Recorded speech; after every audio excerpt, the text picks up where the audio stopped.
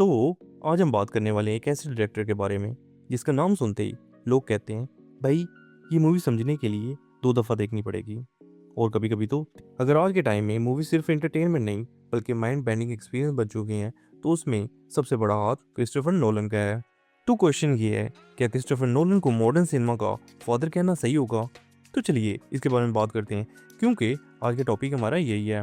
Nolan की film making style, उसकी movies ने सिनेमा को कैसे चेंज किया, क्यों स्टूडियोज भी उस पर इतना ज़्यादा ट्रस्ट करते हैं और क्यों ऑडियंस को हर मूवी के बाद यूट्यूब पर आना पड़ता है ताकि वो देख सकें कि मूवी में हुआ क्या है।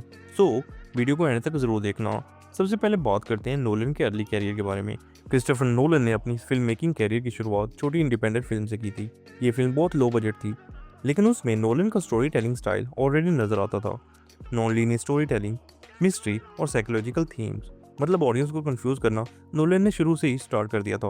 मोमेंटो, जो फिल्म मेकिंग में नोलन के लिए गेम चेंजर साबित हुई। ये फिल्म लिटरली सिनेमा हिस्ट्री की most unique story telling film में से एक है।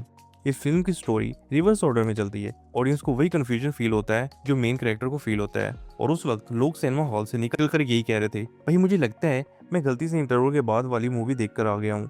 लेकिन इसी एक्सपेरिमेंट ने नोलन को हॉलीवुड में फेमस बना दिया, और आमिर खान की गजनी को भी। अब बात करते हैं नोलन के सबसे बड़े इम्पैक्ट की, super heroes movies. Before Nolan super heroes movies mostly colourful और कॉमिक स्टाइल में होती थी, लेकिन फिर आई बैटमैन बिगिंस और फिर द डार्क नाइट, और उस ट्रिलॉजी ने सुपर हीरो जेनर को कम्प्लीटली चेंज कर दिया और हीथ लेजर को भी मार दिया। नोलन साहब इतना अच्छा करेक्टर भी नहीं लिखना था कि एक बंदा ही मर जाए। नोलन ने बैटमैन को रियलिस्टिक और ग्राउंडेड बना दिया।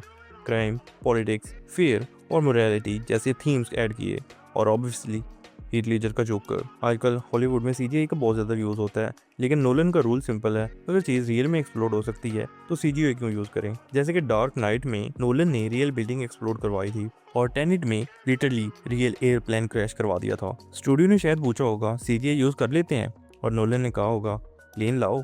अगर नोलन की मूवीज़ का एक बिगेस्ट ट्रेडमार्क है तो वो है mind bending story tell. Example के तौर पे इंसेप्शन को ले लो, ड्रीम के अंदर ड्रीम, फिर उसके अंदर और ड्रीम, और ऑडियंस सिनेमा हॉल से निकल कर कह रही हो, और ऑडियंस सिनेमा हॉल से निकल कर यही क्वेश्चन कर रही हो टॉप गिरा या नहीं। आज भी लोग डिबेट करते हैं, उस एंडिंग के बारे में, और इसी वजह से Nolan movies discussion culture create करती है। नोलन सिर्फ एक्शन मूवीज नहीं बनाता, उसकी फिल्म में साइंस, फिलॉसफी और डीप कनेक्शन होता है। एग्जाम्पल के तौर पे आप इंटरस्टेलर को ले सकते हैं।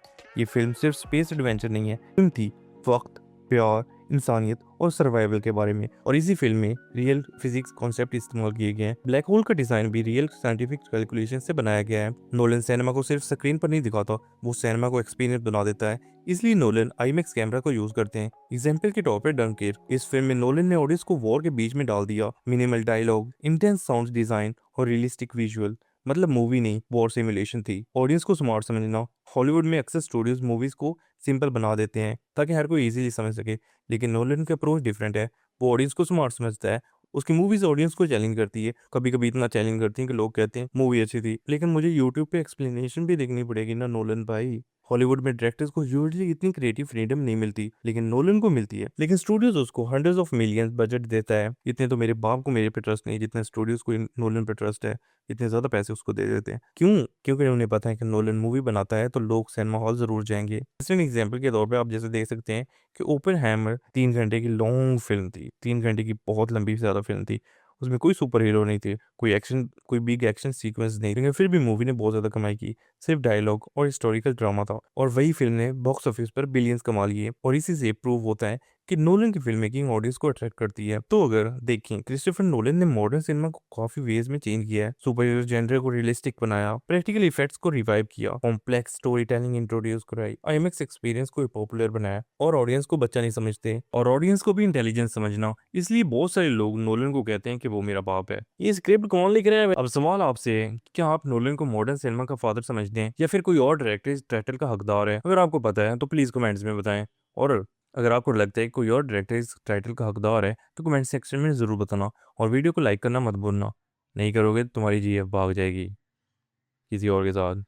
तो मिलते हैं नेक्स्ट वीडियो में। Thank you.